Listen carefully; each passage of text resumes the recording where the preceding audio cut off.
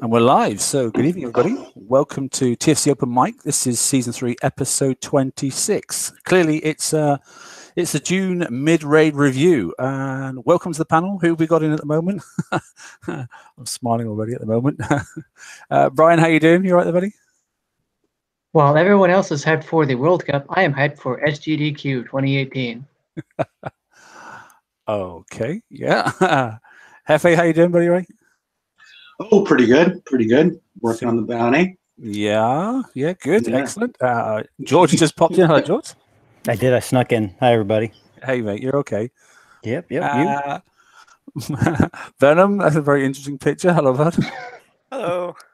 Trolling away. Yeah, he's quite good at that, I have to say. It's quite amusing. And I myself, obviously, TSM, if those that don't know me, then you don't know me, but you do now. Right, good. Okay, so like I said, we're sort of like we are halfway through, obviously, this 11th round of Bounty, which has been going there for some time, it's interesting. So developments as ever from the previous incarnation. So what I was sort of do is put the key elements basically of the changes since the last one, and we can discuss those if you want to have a little discussion. So yeah, Bounty Season 11 obviously started a day earlier. What do you reckon the reason for that was? Anybody? I have no idea. I don't get it. I don't understand what the necessity was. Could it have been that there were so many issues leading up to Bounty with things such as base defense, where guards weren't firing, stuff like that, that they felt giving themselves an extra day during the weekday, sort of when more of the team will be on, so that they can fix any issues if they do arise? Or is that me being too generous? It's a valid enough point, I suppose. Anybody else? I mean, potentially they could have had it start on the normal time and had an extra day to test the changes they made to Bounty and see how that impacted gameplay. Yeah, we'll go into the changes in a minute. Yeah, I don't get it. It's made it a little bit more relaxed, I suppose. So that's something decent. I'm going to panic, but yeah, I don't quite understand because there was enough TLCs, I think, to keep us active. Definitely for the Wednesday, and obviously with a bit of FM as well. I didn't think there was a requirement. Points count has gone up, so maybe that's something to do with it. I mean, I know the main hull was, which we'll go through the price list again in a minute, but there's a lot of turrets and a lot of tokens in there as well. So maybe they're just allowing more people time to get towards the higher end of the echelon of points. I don't know. I'm not sure. Anyway, the point requirements have kind of exploded. I mean, what was it on the very first bounty? Anybody? I thought it was like 50,000 the first bounty. Yeah, 50 to 60, wasn't it? And it's like fourfold now, isn't it? Was that before or after they nerfed the points on the last day of the first bounty because we weren't getting enough? I don't know. I mean, I thought they hit a really good balance in Bounty 7. I think they should have left it that way and not touched it instead of keep on tweaking it. You find a good combination, let it run for a little bit, and see after a little bit what you want to tweak, so that way you can make it better. Not this. I mean, this is just experiment after experiment after experiment. It feels like. Yeah, you got a fair point there. Bounty 7, for the player perspective, was just about right, wasn't it? In fact, it probably was probably the best one of the 7 up to that point. Anyway, I don't know what it was, what they weren't seeing at their end. Probably income. I wouldn't surprise me. Or whether they just thought, well, we're only somewhere along the line towards getting this right, and we've still got more to go. And maybe more to go, sometimes more isn't better, it's just more. I'm not sure, because 7 was probably the most enjoyable one for most people. Although 11's been quite funny, but we'll talk about that in a second. Anyway, so point 2, yeah. And in addition to stealing, obviously, a 50% of the player's unsecured bounty, probably should have put this on the bottom, actually. You'll also earn a flat rate based on the level of the player's base and the amount you actually damage the base, is what it should actually say. as well. So long and short of it, clearly if you're not playing bounty, then you probably don't know this, but those that are playing bounty, if you go in and hit a player's base, obviously, depending on the level of the base in relation to yours, if you give it 2 stars, i.e. you hit the OP and give it 50%, then you get a flat rate. And it notes about level 100 and above, you're getting about 600 on top, roughly. Is that about right? Yep. Yeah. 600. Okay. This has been an interesting development. Would you agree? I mean, do you think it's encouraged people to do a bit more base hitting? Because, if someone's just tripped past the, the clock where they've gained their 800, and obviously they're worth 600 on top of that, and then, they might have a 1 or 200 as well. You're talking, a considerable amount of bounty for a simple hit, or not so simple hit. I don't know. What's your thoughts? I think, I think as a concept, go on. As a concept, as a concept, I think it's very flawed. We've talked about in the past, if they wanted to keep bounty available to players, because what I think it is that they saw last bounty, people were just banking whenever they're getting hit, and there really wasn't a lot of opportunity for bounty to go back into the economy. So this is I have to say it's a dumb way of doing it to just do a flat guaranteed rate on a base. I think that the better solution was the one that I've said over and over: do a limited amount of what you can bank. First time you bank, it's 90. Next time you bank, it's 80, and just keep on going down that way. That way, there's always bounty in the economy. And I know that the one bad thing about that is it's going to tip the balance towards people farming lower levels. Like, I have a friend of mine that's like a level 60 or 70, and he's trying to do bounty, and I think it's somebody from Gimps is just going in and just smashing him every time he tries to get some points.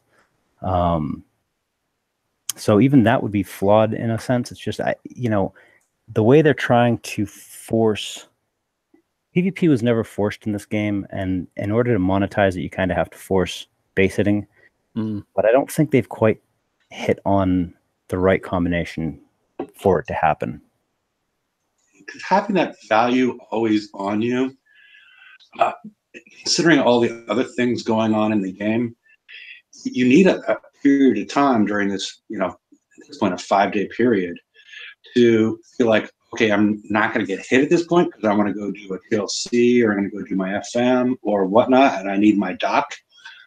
For a lot of players, it would just force them out of participating in bounty, because they're going to have a doc for 2 hours or less than 2 hours every 4 hours, and that part's tricky. That there's no way to really escape from bounty for a period of time where you need to participate in another part of the game. The bit I've actually, that's a very good point, actually, Heffy. The bit I don't quite understand yet, and some players don't seem to get, unless it's an ego thing, I don't know. But, there's no requirement to go and hit anything more than the 2 stars to get the points. So why do people still go in and do 100% of the bases? I don't see the point in it, and they take, as you said, they take out someone's dock, and all that person they do, they can't sail anymore, and they can't finish off the other bits. But Mark, we've been conditioned for 7 years to level the base. I mean, in the past, it used to be make sure you have to. But in this, I understand. Absolutely no requirement, is there? But Mark, cookies. Ah, right. Yeah. I forget about those. See, yeah, Right. sorry, mate. Yeah. But when I saw, I've done some testing, so I thought, I hit every base from 50 all the way up just to see those what you were going to get from each. I felt a bit bad, but from a level 59, bearing in mind I'm a level 133, I think it is, you don't get anything. Funny enough, but it starts clicking in once you get past sort of 60, and then it sort of goes up. It's sort of like 380, and then I think it goes up to 600 is the maximum I could get, and that sort of stuff. So. The hit down multiplier, it is in effect, but it's as Nick is, is in chat as well, and you've already sort of hinted at there that monster bases hitting Diddy bases just because they happen to have tripped over that, like I said, 4 times a day, 800 point bonus. It's awkward, isn't it?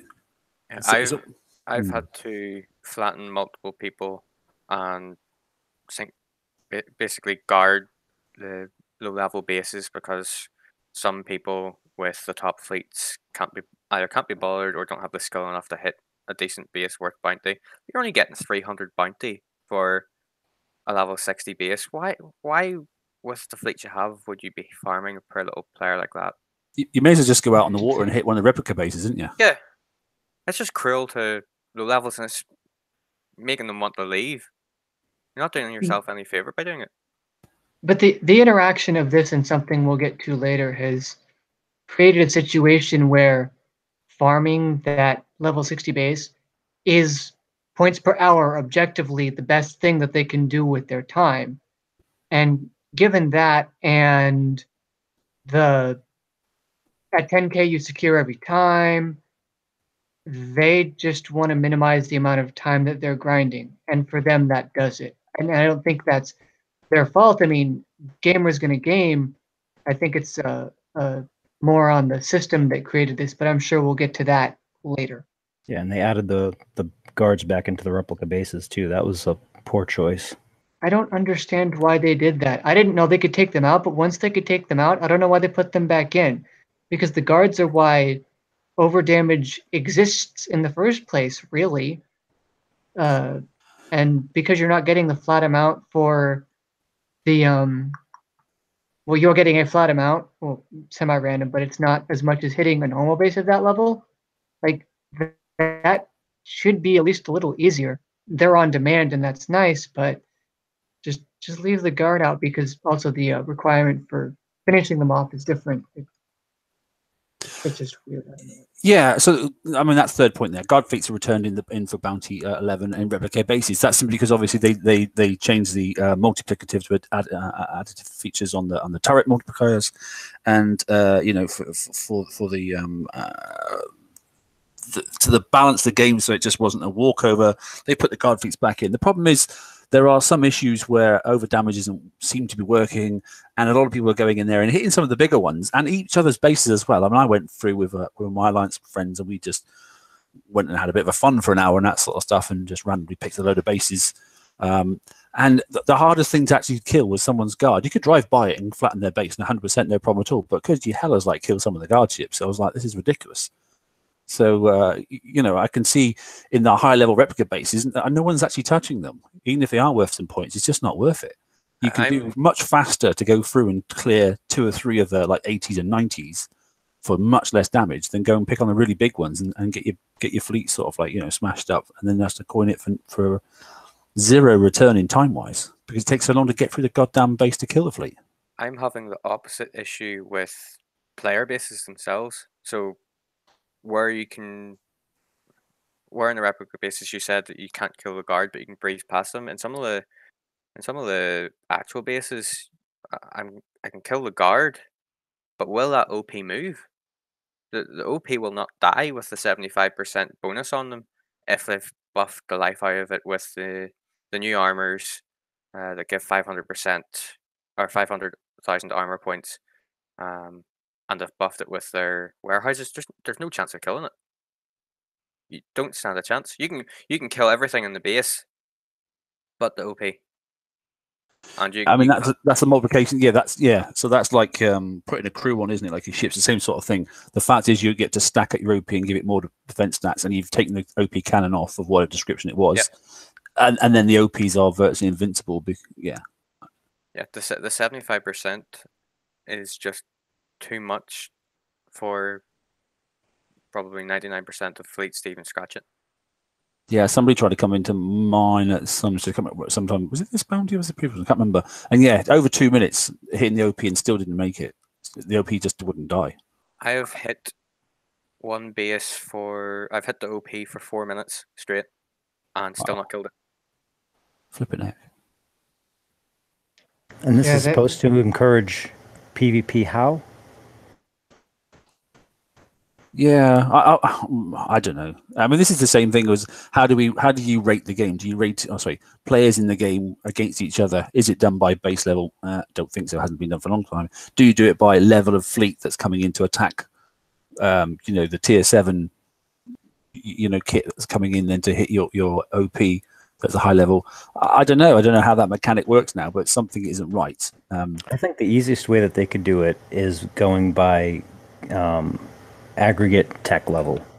because you have a bunch of tech in your base, right? It's already ranked tier 1, tier 2, tier 3, 4.5, 5.5, 7, an aggregate amount for each thing that you have. I mean, you add it up and you get an average of your tech level, and there's your aggregate tech level. That's your base level. That's what it should be, because someone that runs in and is, a new player and doesn't know better, and they keep, trying to redo ship builds and this and that. I mean, you can run up your base level real quick now in the game. So I don't know. I mean, I think the easiest way to do it is probably by aggregate tech level, because those players have, the players that have more options and more tech in their base are the ones that are going to have, a better ability to build things and hit and participate. Yeah, that's a valid point. I don't know. I don't know what the right answer is, to be honest. I'm not sure. It's been a conundrum now for some time. Probably 24 months, if not a bit longer. That base levels where it used to be the cap, and then they sort of increased it. It sort of sat at 50. Probably should have gone up to 80 or 90. For anywhere below 100 shouldn't be able to hit. I don't know. Then it became irrelevant. Completely irrelevant, because you can then, as they've been doing, you can go and buy any fleet within a few months because Gixo want to sell you a fleet. People share bases across to help them with bounty, and there's an absolute there's nothing to stop anybody of any level really that's once past 50 to go and gain virtually what they want, really, I suppose. And as you say, then race up the numbers, quite quickly in corresponding consequence. But yeah, it's a bit odd, isn't it? So yeah, maybe it is an aggregate of equipment. I'm not sure. I mean, it's already ranked, so they have something to base it on already. I think that would be the easiest. Sorry, and they could just I think mostly obvious, but not entirely. This would only count probably only count Conqueror Defender. There's a few good PvE things that you can use in base defense. There's probably more than a few, but I'm oversimplifying. And also they could put in some sort of decay. So when we get tier 8 stuff, the points you get for your tier 7 stuff, which would then be not as good, drops to some extent. So because if the best tech out there is considered 100%, and if you have all tier 7 stuff all capped out, you're at 100%. When tier 8 comes out, your tier 7 stuff is going to put you at 40 or 50% or whatever, and then the 50% guy is going to drop down to 30%, and it'd be like a relative amount, so that you could still, your all tier 7 base could hit the other all tier 7 base until you start getting the tier 8 stuff and start raking up. It'd be interesting to think about. I was thinking taking just an aggregate average, because if you have, if you're an old player and you have all the old tech, you're going to have a lot of stuff that's at tier 2 and tier 3, but the thing is, you have a lot of them. Maybe they'd have to do like a two-stage thing then. I don't know, because the players that have a deeper tech depth are better equipped to deal with things and changes, and they have more options when they're trying to build stuff, especially if they're trying to build stuff outside the box. Most of the tier 2 and tier 3 stuff that you get that was really good when you first got it is mostly useless now. Impact cannon. What if they start using medals for something instead of just having them there pointlessly? For nothing. Of all people, they call it of all bounty. people, Once a month it works. Of all people that's saying something about that and knowing how you can manipulate the system, I think that's a dumbass idea. Yeah, you can dump medals again. Yeah, it's too. I know what you're saying. I mean, that was the old thing of yeah, it's a shame, because yes, you can dump medals across things. You can dump them on alt bases. You can do, collective hits to give an alt base a massive amount of medals, and then one person goes and gains them off of them. It's a broken mechanic. It would have been really nice, but I agree, because then, when they first introduced medals, apart from the "look how clever I am" tag, don't do anything for anybody, But it does make an awful lot of money in the game. I mean, there is a, just the shiny badge thing to say, look at how many I've got these. I'm at the top of the chart. I know, because you post it yourself, because it just winds people up. And I don't understand why it winds people up, but it just does. But it's funny, It's just that it's one of those. It's a very clever mechanic, and it really plays on the core elements of human nature, where the the whole reason why people play this game in the PvP arena anyway is amplified by the fact that there's a little thing that you can just click on and go, I'm better than you. And that's all it is, as far as I'm concerned.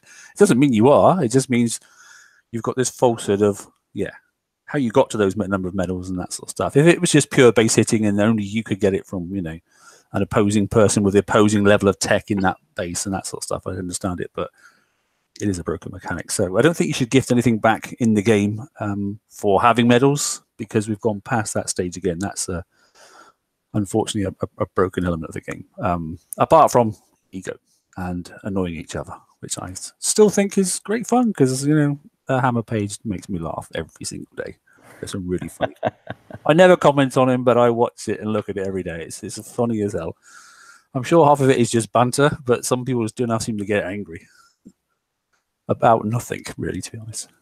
Look over your shoulder, the real us behind you. But anyway, we all saw it this week. Rampage reports. So we have a little 2 seconds on that. What was his key takeaways this week? I didn't see a great deal of update from last week. Did you, personally? The titanium thing. The titanium thing? That's what I took away. And also that they're introducing that we've gotten 2 explosive turrets, not close to the 8, and now we're getting 2 rad turrets. I found that to be interesting. Yeah, because we're not completing the cycle, and we sort of have to wait and make a decision. As far as there's no real reason to build either one of them at this point until they reach a point where they're actually going to bypass deflection. So it's an interesting way to introduce it. Yeah, I mean, I chucked the 2 turrets in, the 2 explosive ones, there's the chuckaway turrets as we call them, just because I thought, all right, we'll be getting something else coming now. And it, but it didn't happen. And then he's talking about rad turrets. So I'm like, okay, that's bizarre. I don't quite get that. And then obviously the OP cannon that came out, which was about as useful as it looks nice. It fires and causes a nice spread of stuff, but it doesn't do anything, does it? That was a bit of a waste of an effort, wasn't it? Getting that thing in that TLC, which we'll talk about TLC in a minute, but I'm not quite sure why they produced that when it didn't achieve anything whatsoever. It's good for lower. Go on, Heavy, sorry. I'm assuming it would work well for lower level players. Like everything in there was for lower level players. I think it would wouldn't it work pretty well against 6.5 pure 6.5 stuff. My bus won't die to it. Some of the tier 7 stuff. Okay, go ahead. The bus with 1 armor plate can tank the damage. Yeah, most people just putting 1 plate on their sloths and the buses and stuff, and that's it, aren't they? So it seems to be negating most things. I don't know, but you're right, I don't get it, because all of a sudden, because the holes were virtually there now, and it's something Ren was talking about on one of our chat groups, that, I was saying about this hull, the Ifrit, or whatever it's called, isn't it? Is it something like that? The Ifrit, isn't it? Radioactive, the weapons there and that sort of stuff, and it's got radioactive protection. So this completes the cycle that basically the fact that we've got the armor that does, the ballistic and the explosive and the penetrative protections, that stuff. We've now got weapons to put on these hulls, which covers the whole spectrum of the whole 6 groups of damage types. So, although some of the hulls aren't ultimately hugely strong, but if it's a ballistic hull, it's got ballistic, huge amount of, damage buff against it. And if it's a missile one, it's got lots of missile buff against it. That sort of stuff. So we're sort of getting there now. And obviously this rad ship's coming in now. And I worked out, I think, about 100, you can get up to about 114 range on this thing with the thrower. I think if you had the right special, something like that, is what I looked at a couple of nights ago. So, this thing could work out quite reasonable if you tanked it up and put 1 in your guard, maybe. I don't know if it helps or not, but or it could be quite interesting if you can make it as a blitzer to come in, and because obviously throwing lots of radiation at some of those defense is fun. Except for at this point, there's not a way. You think there's a way to enough ballistic deflection on it that it's not dead as soon as it enters a channel? Yeah, but that's what I was thinking in the defensive element. Oh, okay. Wow.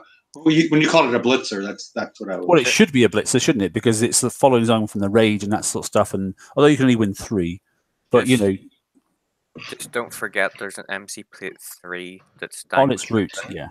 Yeah, it's coming out soon, but that's because it was. I heard somewhere that it was going to tear up a lot of bases, and then as soon as it came out. But if following MC Plate 1, MC Plate 2, it shouldn't have anything to do with radioactive, shouldn't it? Shouldn't it? Well, its weakness is ballistic as much as anything. There's no way to add besides the MC plates. There's no weapon right now that provides ballistic to make it stronger, right? Or am I wrong? So you can't at this point put enough ballistic on it to overcome what's going on right now with the 8 ballistic 2.7 bonuses. Well, we have MC3 coming out, right? That's what we just said. But that's what I'm saying. That's what I'm saying. That needs to come out first. But at this point, it's not going to be taking the world by storm until the MC3 plate comes out. Yeah, the issue is people who coin it immediately and don't realize the numbers quite correctly Gotcha. are going to get rather upset if they just coin it and try and run it through someone's base. I think that'll be a huge mistake. Yeah. But funny all the same, because someone will do it, and then they'll be crying, "This ship's rubbish," But I think in the defensive and the weapon itself, I think is actually pretty decent, because obviously we've got and particularly on the your drones for and your mega ships and that sort of stuff. I think the weapon's going to be quite good fun to play with. So it's should be quite decent. So we've got, I think we're sort of like halfway into the year now, and I think we've almost gone right through. Apart from a launcher ship, we haven't got one of those yet, have we? We're virtually there, aren't we? We've got all the defensive elements now on our weapon systems, or by the the MC plating. It's a shame that GDR didn't get to hang on till it had been delivered, but that's life and the way it goes on. But obviously something he started just before Christmas with Robot, and I think we're basically there now. Apart from a bit of concussive. Well, yeah, I mean, we have the radioactive and the thrower, right? So the fleet is going to have that set, right? And then I don't know if we're going to get a launcher, because radioactive is just one of the damage types. We still have to do the other ones. The issue is we've been waiting for this balance point since January. I don't know that it should have taken this long to even start seeing the light at the end of the tunnel. And that's part of the thing that I'm really frustrated. I'm not the only one, but I mean, there's a lot of people that do PvP that are really frustrated, because we've been waiting and waiting and waiting, and they essentially asked the community to wait a half of a year just to see what it's going to kind of look like, and we're not even there yet. Yeah, we're closer to tier 8 according to the schedule than we are seeing the beginning of tier 7. And we haven't, and there's been no fun. No, that's wrong. There won't be enough time to explore and utilize and capitalize on all the tier 7 stuff for enough time before tier 8 comes out. Is that fair? Yeah, and it feels like they're trying to do the whole Voltron thing again, except this time instead of using specials on the hulls, they're trying to do it with deflections instead, and that's really a very poor way of doing it. And then by the time we get our final stuff's going to be in December, and then January we're going to start with tier 8. I'm just telling you, Kicksai, if you're listening, do not do a ginormous step from 7 to 8. Nice, small, fucking increments. Yeah, baby steps. Yeah, very much so. What is interesting, I have to say, is so what do you do then? Okay, so if you want to get all these out, so I like the way I have to say, I do like the way the armor progression has moved, along with it can only do a couple of things, and they haven't really mucked about the armors too much, which is quite nice. And it's the weapons that are actually doing the boosts. You put one of these on and one of those on, and because you're always getting the 360 bypass anyway. But should that have come out? I don't know whether dragging it out as it has, which has taken 6 months and we're virtually there, or to have done it in chunks of 2s and 3s per month. What would have been the better way? So it's done and finished by April. We'd have suffered a bit of pain. What would it be? I don't know what's the right way to do it. I like the idea of giving the players the choice. Like, hey, this month, in Bounty, you can pick this or this, right? And then you get to go which, you pick a tree that you want to go for that month, and that's what you get. Oh, that caused attention. That'd be like the raid, wouldn't it? Left tree or right tree. But you get to choose which way you want to go, and then you can either concentrate on base defense or you can concentrate on attacking the base. And they could have come out and paired everything up and been balanced month to month if they wanted to. I mean, that made more sense to me, because then you still have PvP viable even at the top level. I mean, I've said it multiple times. The way I think it should move is not make the tier 7 or the tier bonus damage in a deflection environment. Make it something else. Make it reload. Make it flash. Make it supercharge, depending on what is going on. So each weapon can stand on its own, not require us to get all 8 of them before they're relevant, and all 8 of them, and inside of the sphere of 5 fire support 2. It just seems to really limit the game in my mind as far as how you can design things, what you're going to be able to do, and it makes it very difficult for players that are trying to catch up, because they put the Vulture 2 missiles out one time, they didn't put them out again, and so these people are still not caught up on Pen. It's not released now. Maybe in the raid, it's and yet we have tokens for them. Well, that's interesting, right? So we'll carry on with a couple of slides, because prizes now is literally, there's some bizarre prizes in this prize pack. So group 1 down at the 1,700 mark for bounty. Nice, 12-hour ship build token, always worth claiming. Crusher cannon, quite like the Crusher cannon, but it's not ideal. So punch drive system works, but obviously it's only PvP only. The Boulder Fist has already had its day, and structure build tokens are never worth collecting, because you can always go and get if you're going to be working hard to go and get those, you should be able to go and get base parts. So unless you're still trying to build ECMs. Yeah, that's valid. Yeah, that's valid, I suppose. But yeah, so that's a non-sexy, even for the low levels, there's not, I mean, yes, you can get yourself a Boulder Fist, and I suppose level 40s and 50s can smash each other up with those, but you obviously got to have the dock built to be able to do that, and that's not necessarily the case sometimes, that they've got the capability to get the resources, because obviously anything that's PvP takes obviously titanium as well, if you've got that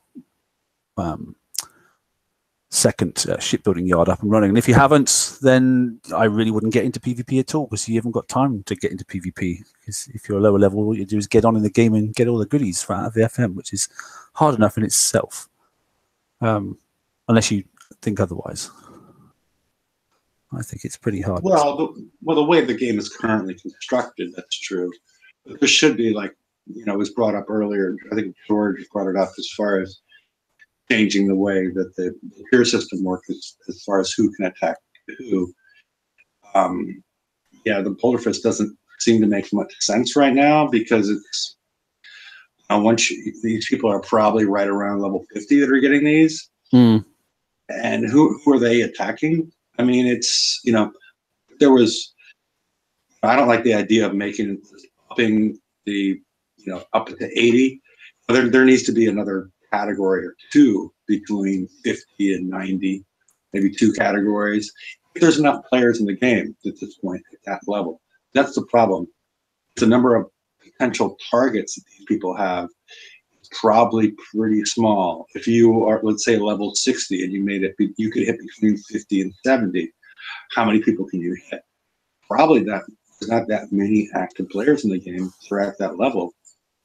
I could be wrong, but I don't know, mate. I mean, what I'd like to, I mean, it doesn't matter now. It's too late, because it doesn't mean anything, the base levels. But, if you were an alpha world, and that's the top world, and that goes down, obviously, to all the way to the 400s, if you would like to be spawned in the 400s, and when you hit level 50, then you obviously went into the 300s, and when you hit level 80, you went into the 200s, you went up then into the 90s, nearly 100, you went into that, up into the hundreds, and then it's obviously you get into alpha world, and because you're a top level player sort of stuff, and you progress your way up through the worlds, and then no one can really bugger anybody else about. But problem is, base level don't mean shite anymore, so that unfortunately is a bit of a wet lemon, and it's never going to work now. But whether that can be done on tier system, and they're not going to change the worlds now, I get that, but at least then those people could grow in amongst their own, like tadpoles will be down the bottom end in the 400s doing their own business, and probably not even allowed to get into PvP, to be honest. just getting themselves up and running and having some separate TLCs and that sort of stuff. You know, I don't know. It's never going to happen now because leveling is just doesn't mean anything. But I always thought they should have been kept, you know, in a separate area, which means then people couldn't go and thrash the hell out of them. But I don't know. Maybe I'm just too kind.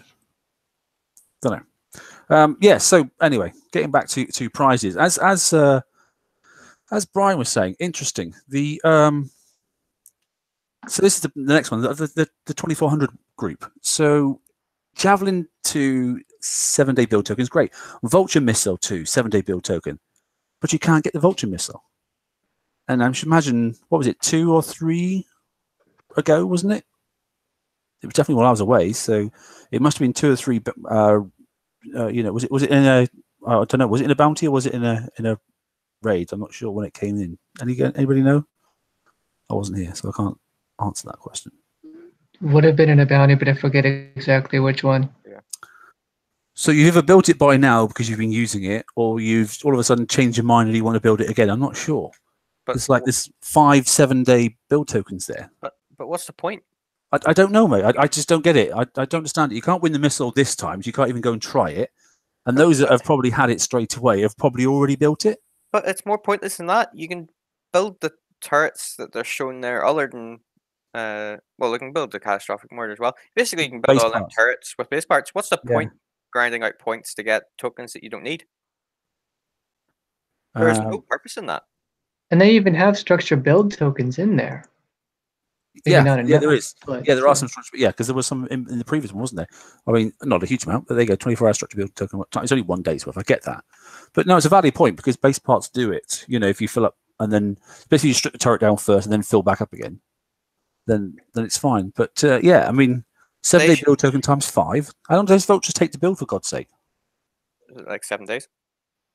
So 5 times 7 days. I mean, that's a long. They really should have had something like the ECM turret and the Wendigo turret, because both of them have the ones that are horrendous. Yeah, because they take 30 days. 30 days to build one without any. I mean, they cut the build time of like certain hulls and that sort of stuff, and they haven't done that for an awful long time in certain tech. But they really, as Ren was saying the other night on the live show, is they should have really by now, because they don't have the multiplication buffs either. You know. They should have hacked those right down to like 5 days each or something like that, because they don't do jack anyway. So why do they make them so long? I think they're scared. I mean, they made them so long back then because they were the absolute amazing best thing ever, and we had lots of base parts. But I think they're legitimately afraid to go into the code and mess with the build times of anything. They haven't done it for the So put the tokens in here, as Venom just said. Then chuck in, you know, 5-10 day build tokens for cats, you know, for ECMs and that sort of stuff. And yeah, like you say, Wendigos and things. I mean, the only thing about those super turrets that take long time is obviously is the cat measure one. Yeah, they could have put them. They could have put them in this TLC that we'll talk about later, I'm sure, as well. We'll get to that as well. Yeah, that's a very good point. That would have been probably the best place to put them. Yeah, okay, so 2,400 tokens there. So there's some stuff in there that's reasonable, you know, concrete yard, 24-hour token. Somebody might want to go for that. You know, you can get 5 of those, 2,400. That's not a bad amount of money if you haven't finished off obviously that yard yet. And some Conqueror. I like the fact there's Conqueror class 24-hour build tokens. I like that. So this is 3 days worth there, because obviously there are some Conqueror holes to win, which is where we are now. So my favourite, MSC. I still think probably the best hole that's come out probably in a long time from the MCX, probably. Maybe not that good, but yeah. Pen scope, okay, fun to use if you're spotting and that sort of stuff. Yeah, I don't know. Tac focus, obviously people are still picking those up because never enough of those things, is there? Anything else grab you in there? Would you reckon to cannon that D35V? If you don't have it, get it. It has its uses. Maybe not for killing things, but for defense wise, yeah, I was gonna say defense buff. I've put it on a couple of my ships that have got nothing to do with ballistic, but I like the buff on it. It's handy. Get it all. Yeah, get it Get all. all of that, Yeah, get it all. Yeah, pen scope's good fun to use. I like that. I'd get if Sorry, mate. if I didn't have enough points to get all, I had enough to get, say, the missile cruiser and the pen scope and the turret. Don't really think the ballistic calibrator or even the tactical focus are completely necessary, but at least get the ship, a weapon that buffs defenses, and then the scope that will actually help with base setting tremendously. Yeah, it The other does. things are just a nice little. Especially if you've got buses and slots, haven't it? It's great. Yeah, and MSC with obviously the 30% buff range, and then that on top is a good laugh. I have to say, there's nothing can really outrange you, to be honest. That's sturdy anyway. And I know it's a newer hull, but I don't see why the Impact Cruiser is 10, because I don't think it's as good a hull personally. Defense wise, so say for your base guard, yes, the Impact Cruiser is pretty handy, but it has its limitations. The Missile Cruiser is still better than it in attacking. It can outrange it. It's a better hull in almost every way. Yeah, and then there's interesting. Look, so they put obviously those catastrophic mortar in there as well. So obviously that gives you that explosive buff, and it's got the limit redemption obviously still of 2, and the Jav 2 is finally in there. And we knew that the inner ring range is quite high as well, and the outer ring range is quite extensive, 270 or something like that. But the impact now of actually using that is pretty limited, I think. I think the wildfire and the radioactive ignition, the Efreet weapons and special, those are really interesting for not just that hull. Yeah, agreed. Yep. There was that deal. What was the deal that come up this week for 5 hulls? The radioactive hulls that was built. The Vanquishers. Vanquishers, yeah. Can you imagine chucking that thrower on the Vanquishers? I wondered about that, but then I wondered. So it's good because it has a salvo of 20 and it'll keep doing all that damage. But I haven't done the math yet on, because you're doing 360 anyway. Let's be honest. Yeah. If all that salvo and that reload time, if it's not better to have the multi-shot that you can get from the other things, because that's only firing 5 or 6, but it fires it all at once, and then you start your reload cycle. So I'm not sure which is actually better in terms of DPS. Yeah, and as Laser Cat was saying, it's a bit heavier, but obviously the Vanquish can retro, so it's just a case of working out those statistics. But it's just our interest, it's something to look at. I'm sure the big alleys are looking at different ideas, because those Vanquishers, they're a pain in the ass. No matter who you are, they are annoying. I love my Vanquishers. As soon as you see 2 or 3 of those in the base, I can't bother with that. They don't die, and they freaking make a mess of your fleet. You can eventually drive past them, but if they're near, slowdown effect, flipping. That is one of my favorite hulls. As much of a pain in the ass they are, I mean, that is one of my favorite hulls. I mean, I love playing with the different ideas on that thing. Yeah. Sir, I asked a question last night. I'm just wondering, Blunderbuss 2, they've expanded the max to 4, and the Javelin 2 is max to 2. You just have 4 Howies, which I've run across several people do too. I'm assuming just a mix, 2 Javelin 2s and 2 Blunderbuss 2s. There's no reason to get 4 Blunderbuss 2s. You would be correct in that statement. There isn't a reason to get all 4 if you get the Javelin 2. If you've got all 4 of the highs already. Yeah, you just want 8 of something, don't you? The reason I think we've put 4 Blunderbuss 2s in is in case people haven't got all of the highs.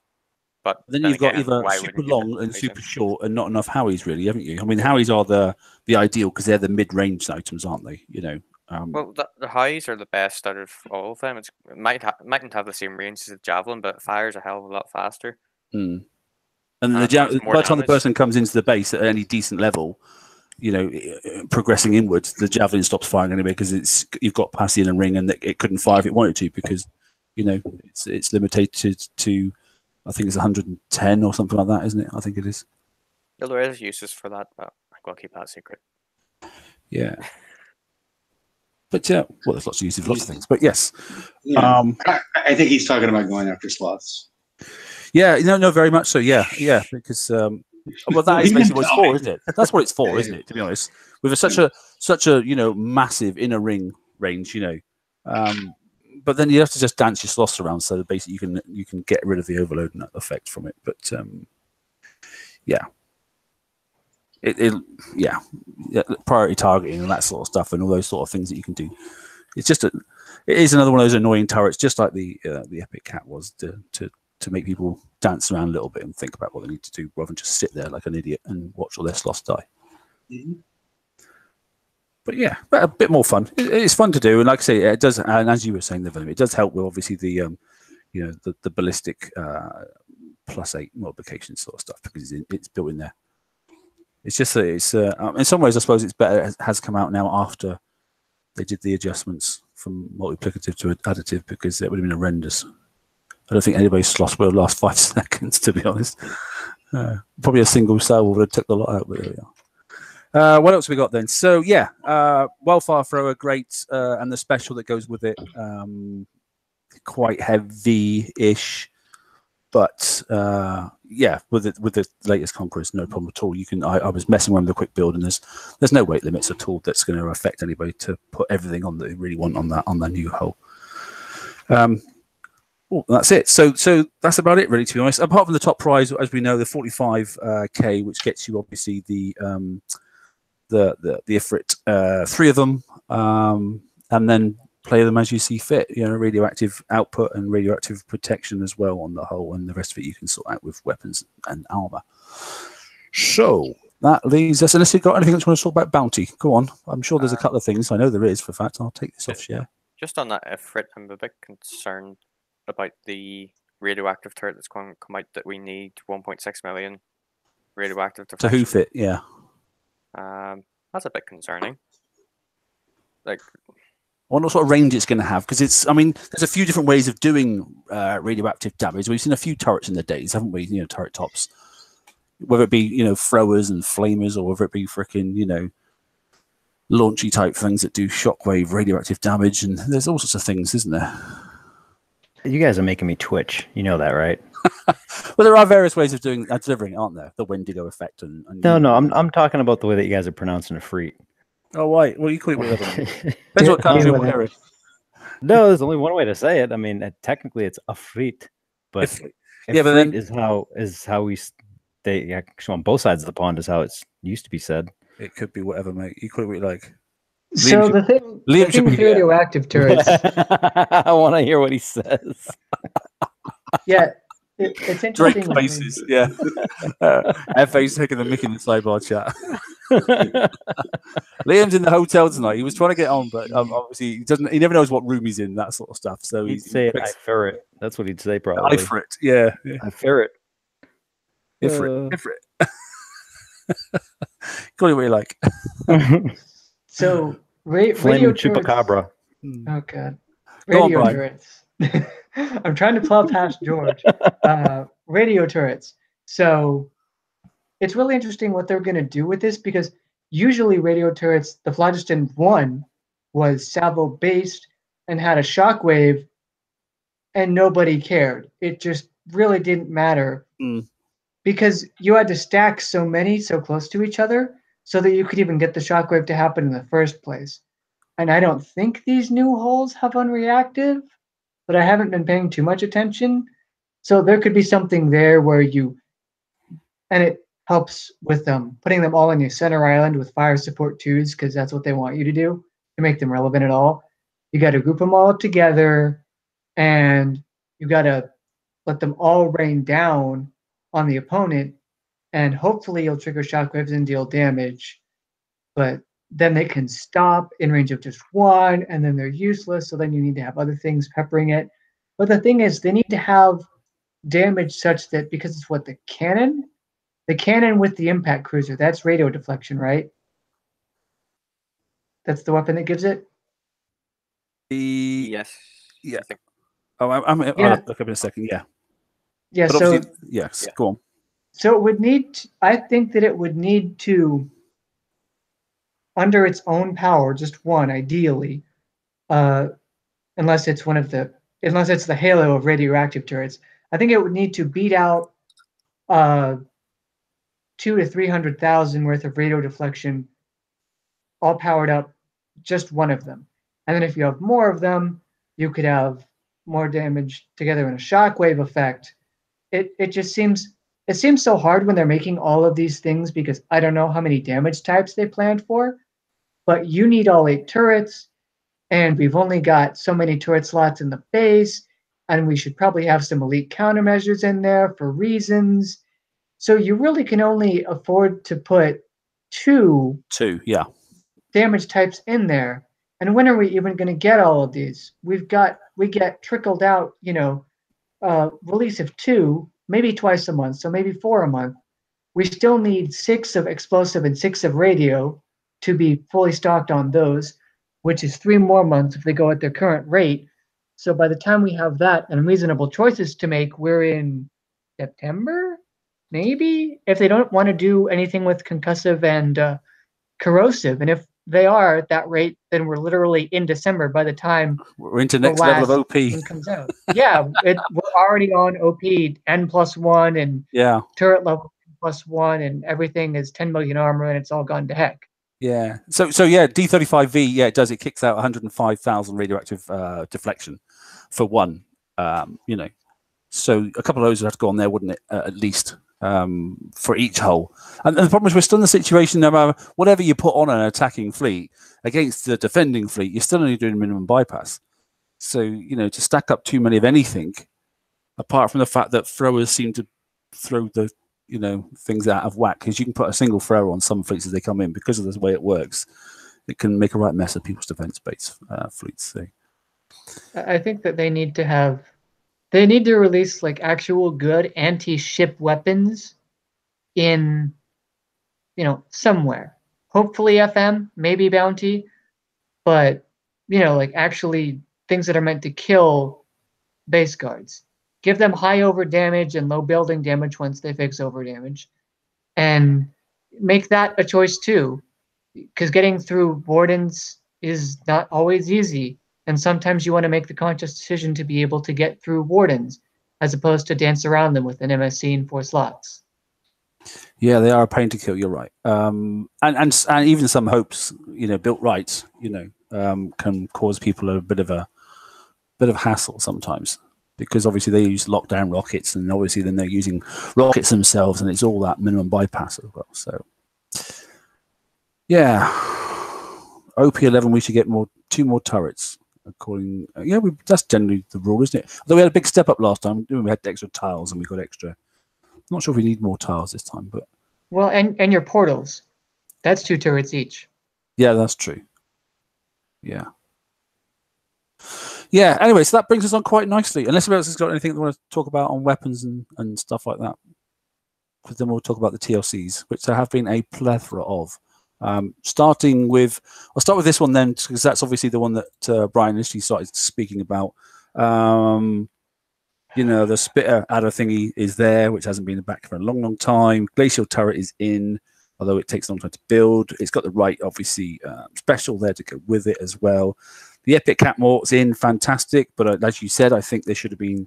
Well, there are some tokens there. Maybe they should have put a few more in. So, but you can have ×6, only 1. So, well, to be fair, the amount of tokens they give you can build all of the Epic Catmorts that they give you.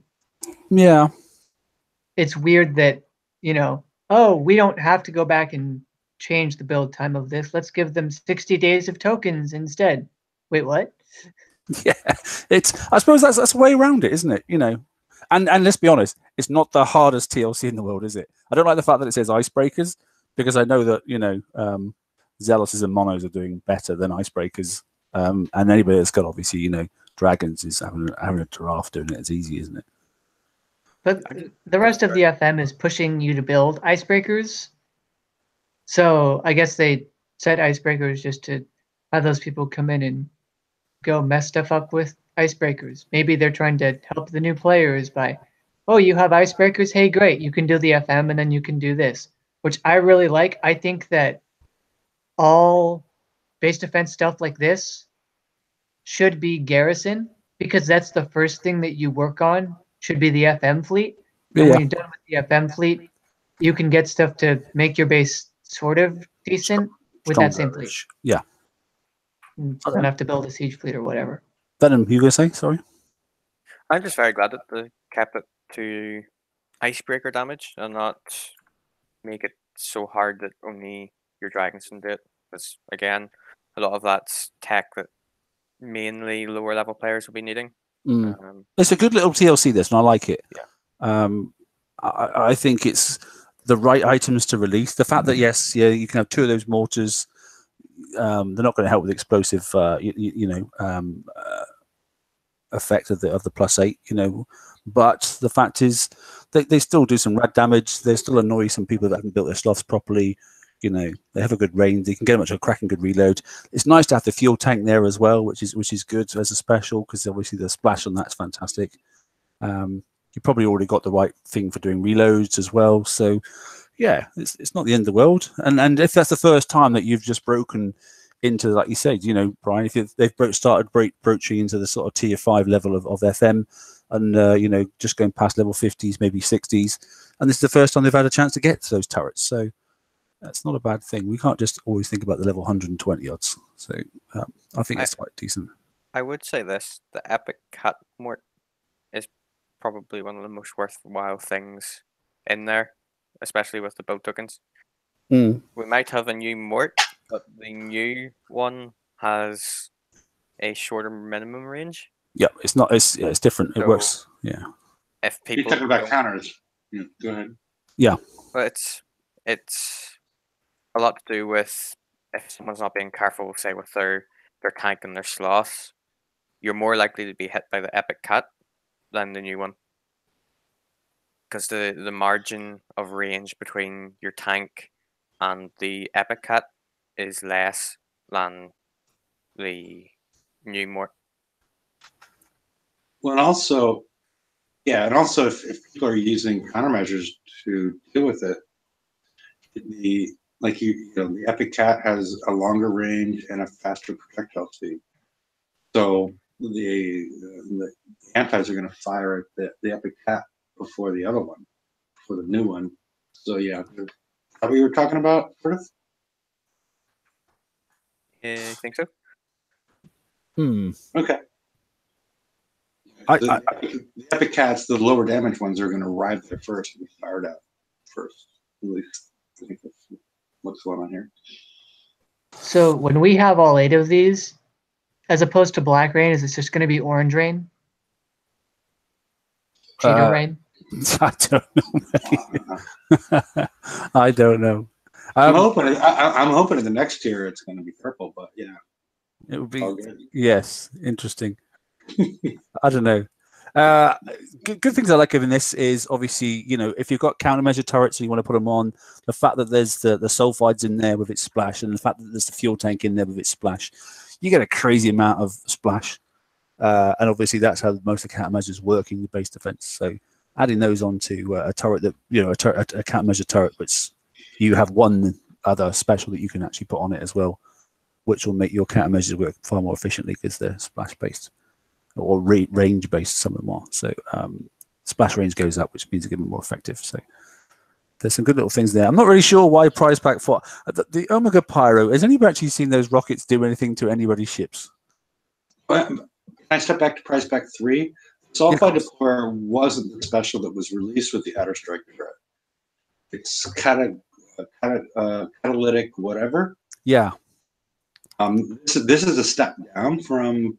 This is a step down special relative to what we released with the Outer Strike turret. It's a step down, but it's a better all-round special for the generic game. Yeah, for the generic, but not for that. But not for this. No, because but this adder's not going to. It doesn't matter what special you're going to put on it. All it's going to do is do minimum bypass, minimum damage, isn't it? Every time. But it's the dot effect, isn't it, that you're wanting on this thing. But it's not a brilliant turret anymore.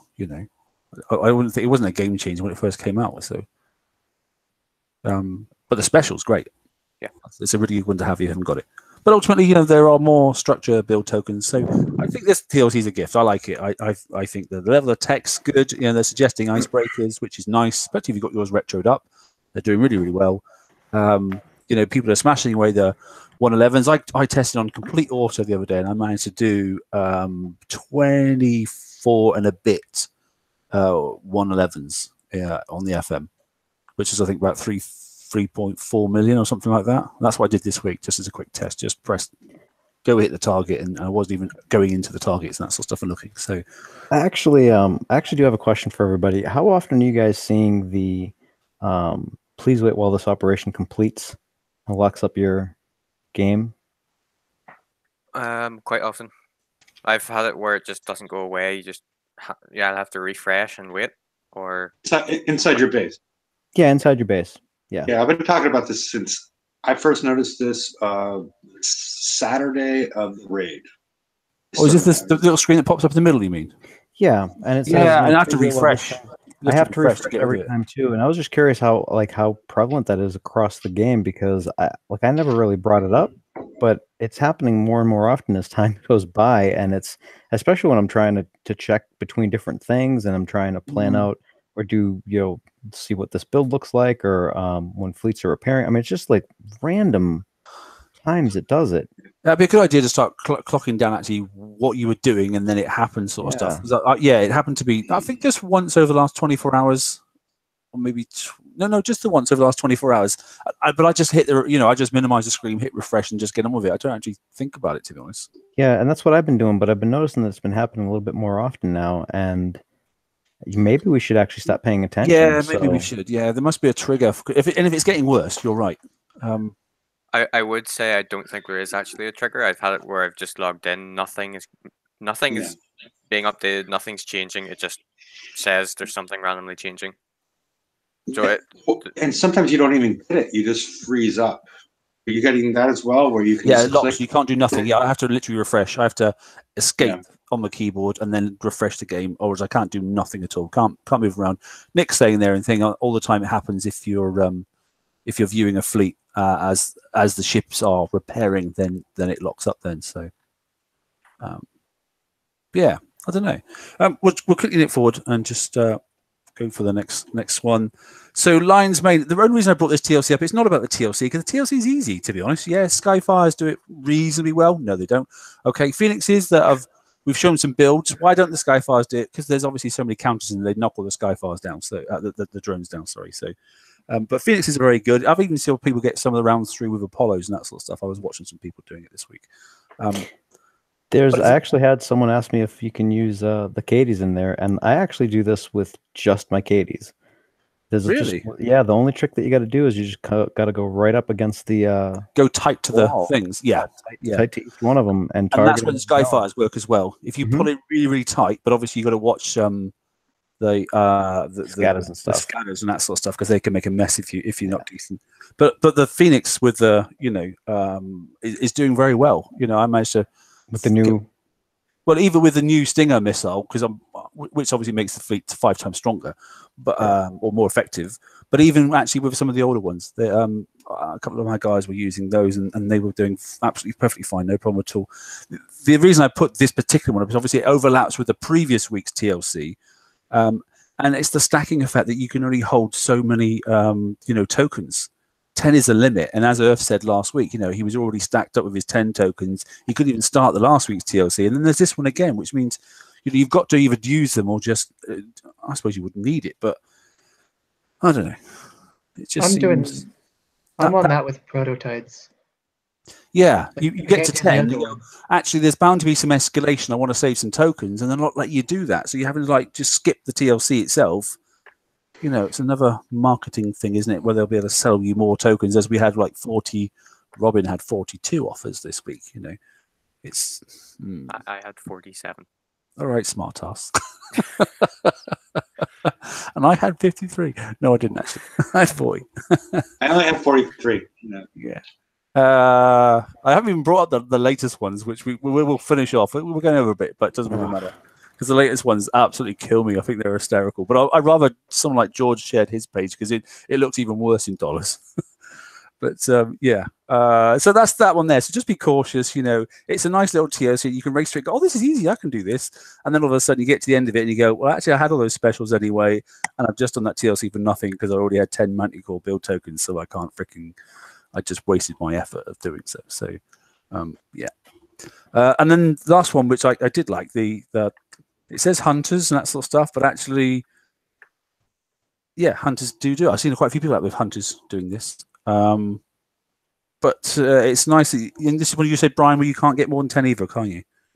So once you stacked up, yeah, and I don't want to build prototypes. Like, by the time I get prototypes out, unless I start right now, we're already going to have the because in August we're going to get the new skirmish hull for that skirmish raid.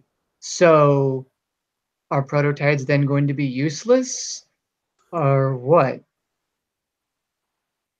I hope not. Well, that's the same situation as of some of the other ones. You know, we're building the Mantis now. You know, well, we're going to get a proto version of something like that, and then what happens? Or are we going to get a proto? So I don't know. You know, because these proto ones are a bit of a, you know, Buccaneers already are basically practically to be recycled. They don't work like Hydras because Hydras shoot over walls and that sort of stuff. So it's not replacing but the proto Centurion is you know, it's like a tier 3 ship where actually Buccaneers are a tier 1 ship. It's that much better. You know, it's and really there's a lot of mechanics they could do. I'm worried because I've almost got my stuff back to Scatters, everything back, but I only have one fleet of Mantis at Scatters. And if they do this, where they put a TLC with walls in somehow, and my Scatters have to shoot through those walls. Oh, you've had it, yeah. Then yeah, I'm done. And you know, splash damage for torpedoes versus Gatling guns. So they could easily just obsolete a fleet of their choosing, and there's not much players can do about it until someone goes and tests it and finds, oh, this fleet's useless. And then why did we build these? The only thing I can think of, you know, it's 12 days roughly to build a prototype, okay? If they keep this going every month and those dubs don't really change. Hey, Rum, how you doing? Good, guys. What's going on? Yeah, good to see you, mate. If they don't, we're just talking about the protos, mate. So if they don't really change the SSRBs now for a year or plus, you know, and then just keep the we're going to get 4 different iterations in the corners, and it's going to be for each type of proto hull. You know, if they're going to do this every month, then yeah, great. Get the tokens and then build or part build the hull. And then even if you haven't got the dock time, just build enough to use up all the tokens and park it to one side. Just forget about it.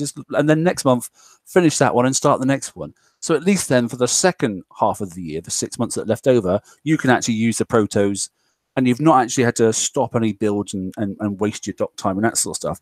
But because otherwise, the proto fleets are really elitism.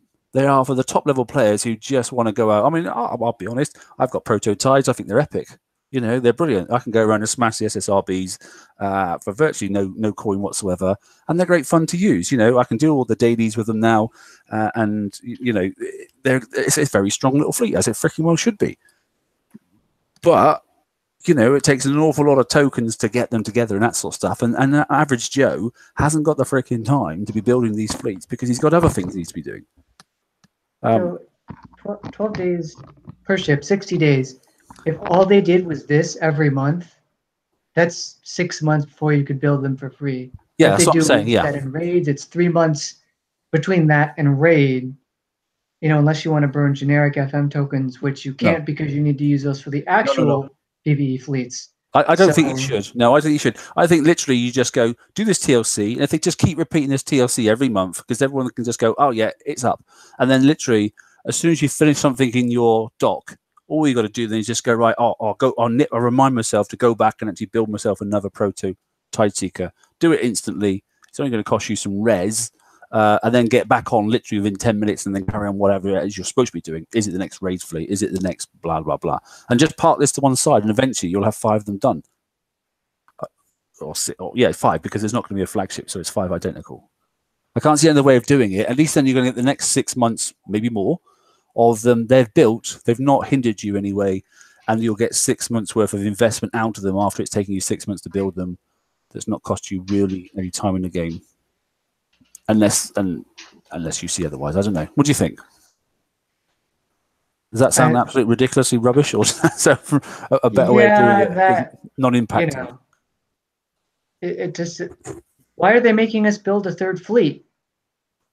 The whole point of this thing was, you know, the fleets are going to be good for a year, and for now, all these things are good for as SSRBs, and they're supposed to be better than doing it. And I believe them, but I'm still waiting for the second where they put one of the, well, I mean, Not on the they kind world of map. did, Not on the didn't world they? map. If they put any of the if any of the proto targets go onto the world map, they've just bust their own game. That would be the worst thing in the world.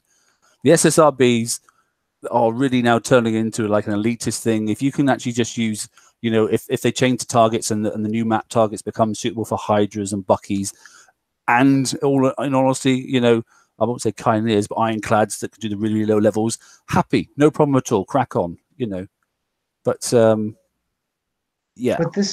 But the TLC a couple weeks ago that gave you prototides, that honestly felt like it was built for prototides because you couldn't do it with Bucks. You could do it with Hydras, but a lot of people were taking a very large amount of damage for a few ship build tokens for a ship that we just got a week ago. So coin the whole fleet to speedrun the TLC to get tokens for the fleet that you already had to point a lot to build. Yeah, sounds about right, doesn't it? No, sounds about right? I don't know if that's the right thing to say. Yeah. Anyway, not to worry. And as we know, the last thing I just said on these slides, there was a ton of stuff that they fixed this week, or they said they fixed that stuff. One of them being over damage, and that's the only one I was really going to focus on. Do we truly believe, Venom? Do you truly believe that over damage is fixed? No, there's plenty of things that aren't fixed. They said they fixed the base issue where your guard wouldn't fire. That no, you haven't. You fixed half of it. Don't lie. Half of it, yeah. I thought that was over damage. It varies from what I've seen. So an eviscerator which should melt, I've seen them not melting in some points, but it varies from R to R for some reason. I've seen turrets still doing multiplicative damage when it shouldn't, and then immediately switch to additive for the next ship coming in, which makes no sense. I don't know how many times I've flagged that one up. It's still happening. So they haven't fixed half of what they've said they've fixed. They've just told us, yeah, we fixed it. Don't worry. But no, don't lie to us. If you're going to say you've fixed something, make sure you've tested it 100% to make sure you've definitely fixed it. Well, I know what definitely is fixed, but I didn't know it was busted in the first place because they said they fixed the problem with the charge armor showing up the wrong color, i.e. ballistics showing up a funny yellowy color, and it's now blue. But it never was blue. So it's not fixed as such. It's just being changed to the most sensible color, which now meets up the resistor and that sort of stuff and the charge armor. So I like the fact that it has been done. So it's not a fix, though, is it? It's an adjustment. That's balance. They made it better, so they fixed it, I guess. Yeah, that's a fair point. Yes, they fixed the graphical error. You couldn't understand when you put, because some of them, when you put certain charges on together, you couldn't actually work out what the color was. They merged into the same color, and it was really hard to work out what they were. So, how did they even break that? Well, I don't think it was broken, mate. I just think it was the wrong color section the very first time. I'm not really sure, to be honest. Anyway, yeah, so the last thing I wouldn't mind if someone stateside, they want to share their screen. Rum, do you want to share yours or something? I want to bring up the token deals at the moment, if you wouldn't mind. Or something. Yeah. Because I just think it's funny. Give me just 1 second.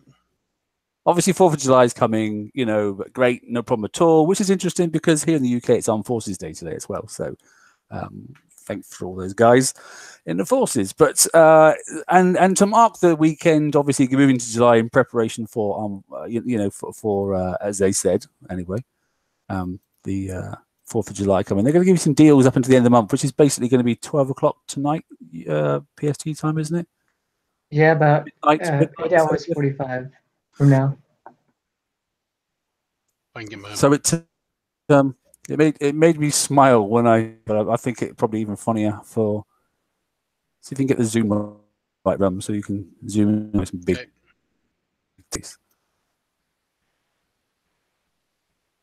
Absolutely howl when I saw this.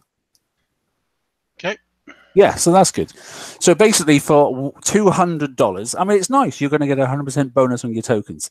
But the fact is that they're offering you this 5 times, which means it's $1,000. I'm sure you can buy a car in the States for $1,000. It might be a bit of a dog, but you must be able to buy a car for that sort of price. I mean, $1,000. Do you honestly think someone's going to spend that much money? You could buy a very good gaming system and several games for it. I think the gaming laptop that I have now was about that much.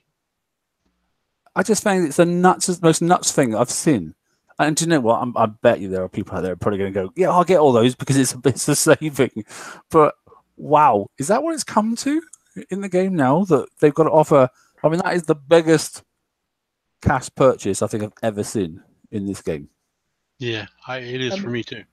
But can't you normally get like? Let me look in the game. Just buy 2,000 gold normally, and you get some bonus, but it's not this. You get 25%. Okay, so 2,000, and then you get 500 bonus. I don't know. I suppose it's fair. I don't know. I can imagine. I can just see Liam clicking the button now. I can actually see him doing it, going, "Oh yeah, I want to build this fleet." Bing, click, click, click.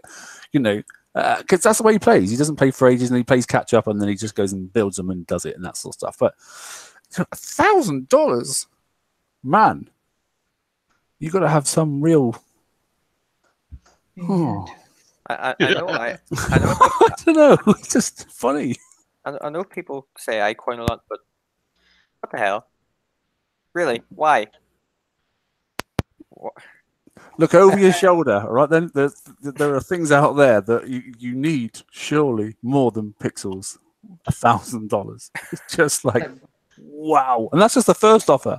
Because obviously there's another one, which is I think it's like a 30%. What's the next one? The bonus that was 100% bonus. So this is at $99. There's another $500. So that's $1,500 worth. And where does it go off the next then? Oh, there's another one for $50. So that's so that's another $250. So you're going to be spending about. I have to say though, like I say, as Reg just my brother just said on thing, if I won the Euro lottery, I'd probably get all my alliance, all the tokens. Just because you could, because money wouldn't be an issue, and I'd probably earn more interest still. But that's not the point. That's just not the reality. I've never seen such an offer ever in any sort of online game that's just been so almost desperate. And I do like to call these ones Kick needs to make their monthly financial goals, because they always come in the last few days of the month, and they always give some exorbitant deal. Well, don't forget this is also the end of a quarter, a fiscal quarter. Yes, of course it is. It's a fiscal period. Yeah. It's the end of the U.S. government fiscal year too. Not that they are U.S. government based, but I work at a library, and that's what the government. We're all panicking right now. I mean, people over on social, that's more than what they get in a month. In fact, the whole deal is more than what they get in a year. I just think it's nuts. I mean, I know there's all spectrums of people playing this game as they do any game, but I just think it's crazy. Hey, Padre, how you doing? You all right? I'm good, thanks. Yeah, welcome, buddy. Sorry, we're just having a bit of a banter here about the coin deal. I think it's.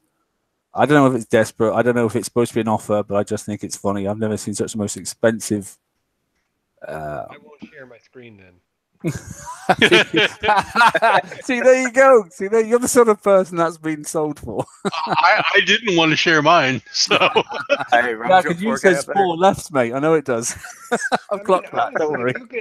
If you can maintain a budget, it's not a bad idea to go ahead and do it, because honestly, you buy coin now and you're getting it half price, which is a better deal than almost any other coin amount. Do you know what? I absolutely get that, mate. And it's a bit like the 2-for-1 deals in the shops. They're not necessarily 2-for-1 deals because you can only eat so many Twinkies, and at the end of the day, the rest of the Twinkies go in the bin. And it's a bit like not this. My Twinkies. But it's like the coins on this. You'll go, oh yeah, that's me. It's an investment. What I'll do is you won't. You'll go, I've got 4,000 coins and I'm going to spend them because you've got them. And then actually next month you go, oh, why did I spend those coins? I should have waited because now there's items out instead. So they're on to a win-win. You're on to win because you're getting double investment, because a double return for your investment. But Kicks are definitely on to win because they know, just through the very nature, that if somebody had come across from PNLS or somebody come across from another airlines and did one thing to annoy the shit out of you, you'd be like that, right? Coin, and I'm going back across myself. And who wins? It isn't the players. It's Kickside. They go ka-ching. It worked. So you know when you eat way too much ice cream, you get like a headache and a stomach ache. That doesn't happen. This is that, but it's only a slightly less painful headache and stomach ache than normal. We used to have Rainer on here as well. It'd be funny as hell. Why? Yeah. Why do you? I've never had that happen from ice cream. Maybe No. that's just a bad example for me. Maybe you have like self-control when it comes to ice cream or something. Maybe. Cookie I do dough. like I don't ice know. cream, though. Cookie dough. That's salmonella. That's different. I love salmonella. I don't know. Anyway, there was something else Rampage was on about on his report this week, but it went completely on my head. I had it in it, but then I can't remember what it was. So I was going to try and bring up another point. I've been racking my brains for the last 10 minutes to remember what it was, but I can't. There was the titanium for the for Conquest Yard. But Was if it's it? something else, I honestly Oh, it was. That is it. The one really new good thing that he formula? did say this week. It's the fixed rate now. The exponential climb of titanium as hulls are getting stronger and bigger and that sort of stuff. It was costing more and more, and you couldn't actually, you couldn't put out a full ship without having to build a part build first and then going out get loads more titanium and then finish it off. You had enough res, but you didn't have enough titanium, and now they're going to restructure it so a hull only costs this much titanium. Now, whether that's going to be by tier of the hull, I don't know how they're going to do it, because otherwise it's going to freaking climb, isn't it? So. I mean, it should still be by tier, ideally. It's something stronger, so you should have to spend more to make it. But the Warden hull, just the hull, unlike a Thud 1, is 200,000 titanium, I think it was. Something ridiculous. So, yeah, when we can only hold 250, and it's either 60 or 80% of that, I think that needed to be looked at. Yeah, I think you're probably right. It's well, let's see what happens anyway. It's a good start. At the end of the day, they've acknowledged the fact. I don't know if people have been complaining too much. I haven't seen much on our page about it, but somebody must have picked it up. Maybe it was a round table. I don't know, but somebody picked up the fact that it was getting exponentially out of hand. So it's been addressed, and that's a good thing, because titanium is not the easiest thing to get hold of. It's a nose. You run out of it very quickly. I don't think that was that people weren't talking about it. I think people had just given up with it. It was too high months ago, and I think people just got fed up asking for them to drop it. And as usual, they've come in late with a fix for it, as they do with everything. Also, on the report, they were talking about, I guess they haven't quite hammered out everything with regards to when they take the load off of just your CPU and they split it between your CPU and your GPU. That was causing problems, and I can attest to that because I have a year-old gaming laptop.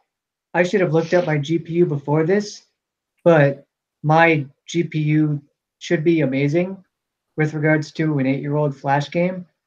But during the raid and during the Proto TLC and even during the Scorpion Sting, again, I was still having more problems than I should have with Battle Pirates and only Battle Pirates. So I hope they get that proper fixed soon, because I'd like to be able to play. Oh yes, that was the other thing as well. Just you were talking about being able to play on your computer. The graphics change, so they're implementing your graphics card as well as your CPU instead of just running everything through your CPU. If that actually works, the amount of stuff that they can bring into the game will increase dramatically, as well as our gaming experience. So things where they dabbled with popping up items and it created too much lag, but with the graphics card now being involved, the amount of stuff they can add is dramatically increased. So we can have more interesting targets for once. Yeah, I've seen that's been worked on. I've had a little dabble in that as well. What I'm hoping it will do is everything to date. It will stop the have to, keep refreshing because you've used up all your memory space and that sort of stuff, and stop refreshing because obviously the lag is so bad.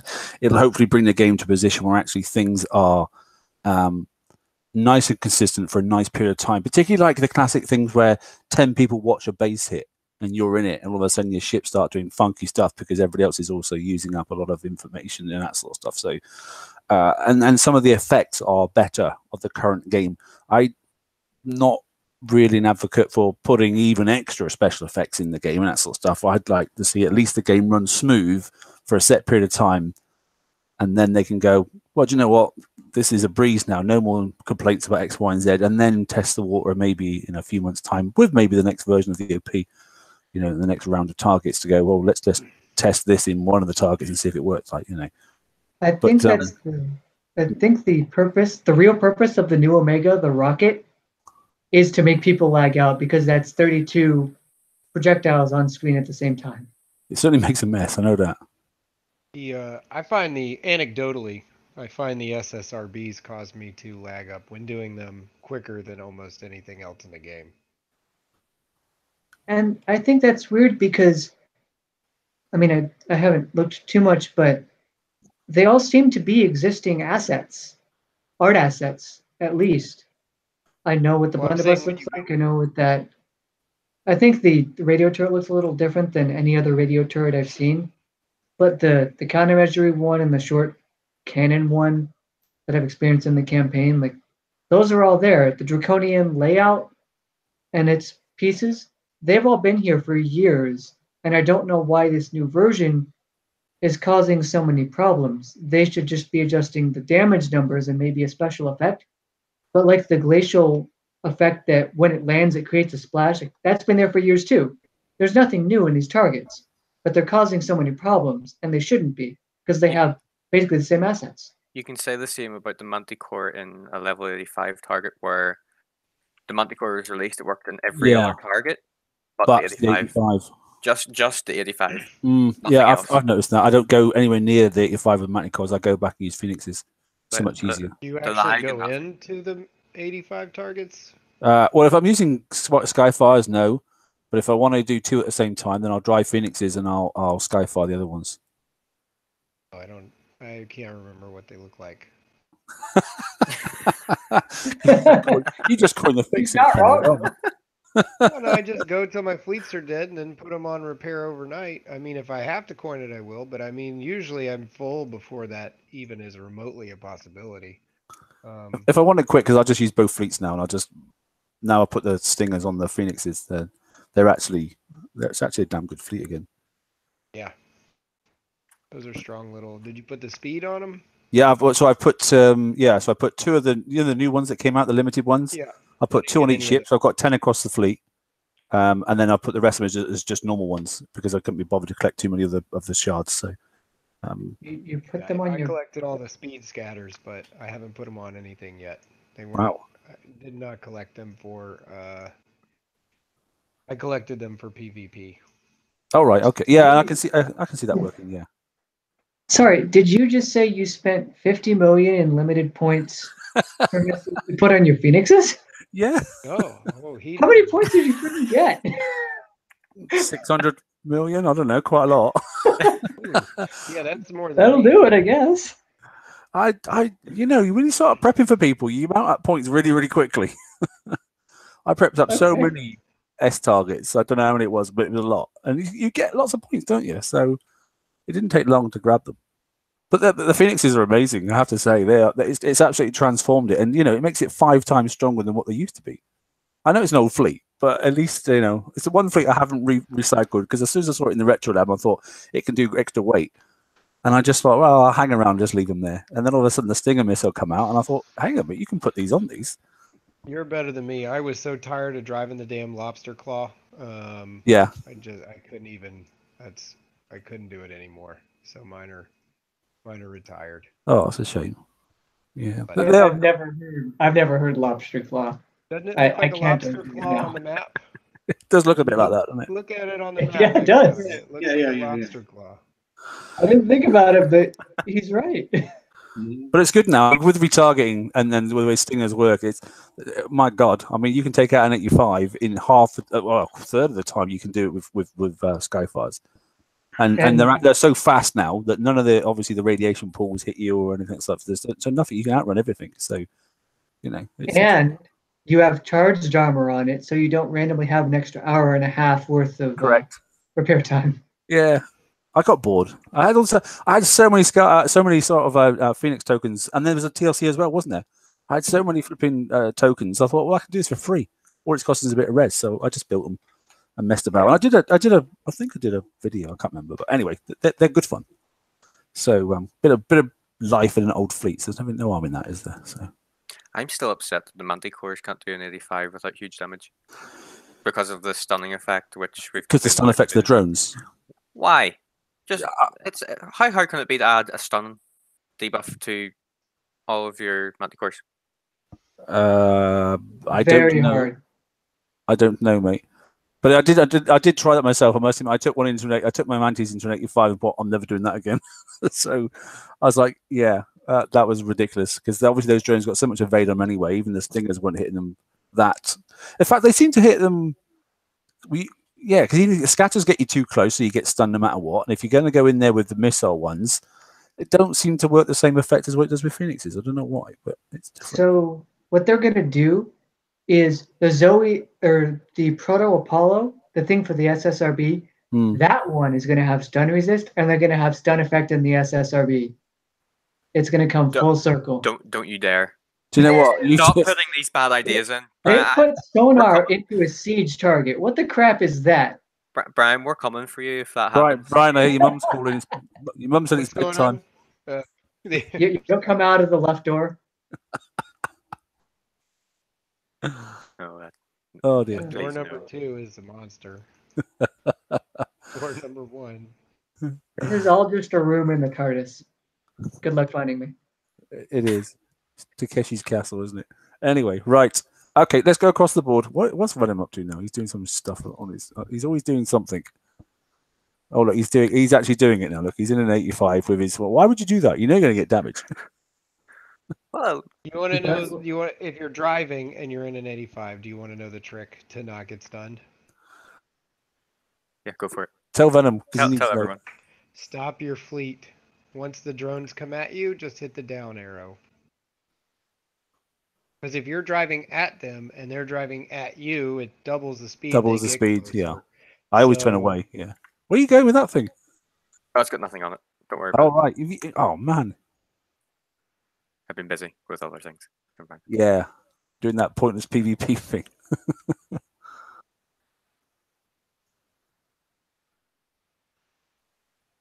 Boom. No one's moving. And you're still stuck there. You lied to me. No, you're supposed to turn away and run, mate, but you didn't do that. Why? They're on auto. You think I'm going to drive this? No. Oh, it didn't work for you? No. Oh, well. That's unfortunate. And they wanted cheeseboards landing as well. Yeah. It's like this thing's hard enough without a sudden third damage type. Yep.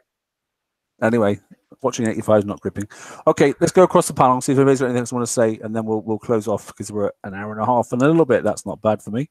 It's almost turning into a Hefe special. Brian, anything you want to finish off with for this week, mate? No. That's unlike you, my word. I was waiting for a 5-minute. Yeah, we need the rant to fill time. What's up? What's going on? You can't do that. I'm not doing bounty, and the TLC was nice and simple. Brian, why are you doing bounty? Brownie. What are you talking about? He doesn't do bounty, mate. Sick? He doesn't do PvP, so why would you do bounty? You don't have to do PvP to do this. It's weird. I have 99 of those Conqueror tokens because I finished my mega ship and have been doing that, but I don't even have like a proper fleet done. I'm lazy to some weird degree. Do you have 8 scatters on it or anything? I think I have like an MSC and an Onslaught that looks sort of finished. You could well, then you could get 200 million points or 200,000 points between now and then. I'm sure I could, but also I'm a farm. No, this will help you not be a farm. Let's move on. We're not going to talk about that bit. Right. No. Apart from that, Venom, anything you want to finish off on No, before I press end show quickly? no, I'm disappointed now. Good. So am I. You just need a Katie's. No. No, we're not talking about Katie's. Hefe, anything to close on for you? One last thing. All right, go on. 85 on auto with I've got 3 of the new CICs. Mm-hmm. Did it dramatically better than before. Well, you took even more damage last time than that. No, it was like half dead. Was that a fully full fleet when you went in there? Was it? Yes. That's ridiculous. 6 coin, yay. I get like 5 minutes damage on my Skyfires every time. Almost instant every time. That's ridiculous. Yep, Manticore's great success. Yeah, that's the stun effect, though, isn't it? That's typical, isn't it? Well, no, I only got stunned at the start. The rest of it didn't get stunned that much. And I still took more damage. So messy. It's charged armor effect. Anyway, when do England play? When do England play? Yes. Oh, football you're talking about. I don't know, mate. Yes. I don't watch football. I'm not a football person. I thought everybody over there knew. I thought it was mandatory. By the Queen's writ. It is, unless you watch rugby, because that's a real game. Real men play rugby. Does Ireland even have a football team? Yes. They have 2. One We in the have north and one a normal one. What do you mean a normal one? That's offensive. I didn't say any in particular. I just said, right, so what's happened so far? So we're doing all right, actually. So I don't know why we're talking about World Cup, but we can do. I have no idea when the next match is, but it'll be coming up. Tuesday, I believe. Tuesday the 3rd. Against Colombia. That's Tuesday like the 3rd against forever. Colombia. There we go. But you guys play a game every other day. I've got... Hang on a minute. Group D. That was the Belgian one, wasn't it? Yeah, then it's Colombia, and then it's Switzerland, and then it's the USA. Hey, cool, Yeah. on the 15th. Yeah, right. How's that going to happen? That'll be fun. Is that the day after the raid starts? 2 days after the raid. Raid's on the 12th, isn't it? So this July's raid, isn't it? 12th. 15th is the Friday. Raid can't start on the 12th. Don't forget, No, sometime in that's the middle of next week, we celebrate the original Brexit as well. Yeah, whatever, mate. Can I go back? Just give me the metric system. Just give me the metric system. You can't have it, mate. We don't even really use it. Yeah. We were forced to have it, and everyone still talks in pounds and feet and ounces and not everyone. But that's only because we have it. If we I change back to metric, then basically everyone would use metric. I can confirm that as an engineer, we use the metric system. Yeah, we do. Exactly. I was an engineering major for a couple of years, and the metric system is so much better. It Yes. makes sense. You don't have to know ounces and pounds and all of that. You just need one thing You for can't have mass, it over one there. thing for length. You were never conquered by the prefixes. Romans, so you can't have it. Right, yeah. So Sunday the 15th, we play the USA. That'll be interesting. So that's on the Sunday of Bounty of Raid. Sorry. So Well, how do you play the USA? We're not in. it says England. Huh? What? It says Just a- England USA. That's not It's the just a- timetable. Is it just a friendly or something? It must be. Never friendly. Wait, what? This must be a friendly. Yeah, it is. It's actually 15th to the 11th. Actually, just looked at the proper timings. 15th of November. 15th of November. That is. It must be a friendly. 8 o'clock. It's just all the England matches. It's got them listed down. So there we go. Okay. I was going to say, it's funny, we're not in the World Cup. So it's not in July, all right then. That's just proves the point. I know nothing about the World Cup. It's just not my cup of tea. Oh dear. Right, at that point then, Hefe, anything you want to close on that we haven't covered? Forget football for a minute. He stepped away. He's bored. Probably You're beer. getting a drink. He is. Padre, what about you then? Close on? Oh, I don't know if I should have the closing words. Bounty's easy. Hopefully they'll figure out how to make a proper bounty soon. Yeah. Base hit is better though, isn't it? In general. Yeah, It's for the more most part, even. when your ships are shooting back, I think maybe they went too far. making base ships not shoot at all behind a gate. Yeah, that wasn't clever, was it? Yeah, maybe a little bit, a little overboard, but I appreciate their enthusiasm. If I could put it that way, to keep it positive. Yeah, but at least not getting one shot when you come in now and that sort of stuff. So it's getting there. It's not perfect. Yeah, I like my ships to fire back. You're right. I even moved my gates to try and stop that, but for a bit. But yeah, it's still not quite fixed. It's still some ships are still not kind fine. of wonky. The remote targeting and whatnot isn't there. Yeah. Just while we're still on bounty, please, for the love of God, change the 75% defense bonus on the OP. It's too much. Yeah, For the love of goodness, it doesn't work. Can't kill it. It works too well. And you can't. Even if they didn't have it, the stupid asinine ability to grab your own bounty whenever you want, with every time you get peaked or whatever, grabbing your bounty. Even if that, you still have to prep most of these bases, because with the amount of slowdowns in them, there's no way you're going to get back to the OP and have enough time to reasonably kill it. So something has to change in that format. I don't care. You could keep the 75%, but at least don't allow them to bank. I think if you get hit, there should be like a 10-minute cooldown or 5-minute cooldown on your banking. Like, you can't bank for 5 minutes if your base is hit. Ooh, that way gives someone a chance to actually fight or attack your base. Because right now there's no incentive to PvP in the bounty under the current the current mechanic's a bit bust, isn't it? But a bit. That's the understatement. The current mechanic is bust. Full stop. So there is no incentive. But I have to say, I've hit more bases probably in this. Not particularly very well, mind, because I'm not the best. Things I haven't actually hit a base since last year. But I have hit quite a few bases in the last 2 days, and I went out with, like I said, a couple of people in my alliance, and we had a right good laugh. I agree. I've hit the same base more times than I've ever hit a base. No, I hit a whole alliance and then a couple of other alliances. You mean more than proper?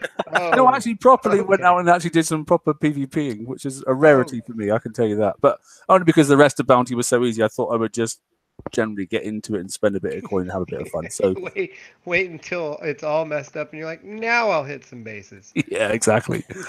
Now seems like a good time. I just thought I'd do it for a bit of morale for kicks. So there we go. There you go. Make them feel better, guys. It's working. Yeah. Metrics. Toxic. Hello, buddy. How are you? Not bad. Yourself? Yeah, been worse. How's things down under, mate? No, it's getting winter. Well, it's in the middle of winter actually, so. Oh, no, it's a bit cold. It's like 21 degrees. Oh. What do you mean? That's like summer. We're having a bit more than that over here. So we have a drought. We officially have a drought in Ireland. I wanted to say it after show. We have a drought. With all those lakes, you have a drought. They're bringing water tankers into the capital of Northern Ireland because they don't have enough water to supply. Half of Northern Ireland is full of water anyway, and it's surrounded by water. What's the issue? I don't get it. It's ludicrous. I know. I can top that. There's a modern invention. It's called the reservoir. Just build some. I can beat that. I can beat that way better than like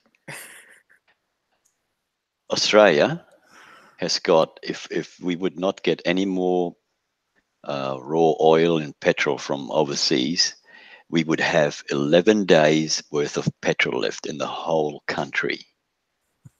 And that's it. So all we've got to do is blockade you, and that's it. You've had it. That's it. We back the horse and carts. Yeah. Oh right, that's not so bad. That's one way to undermine the world power that is Australia. Oh yeah, all 23 of us.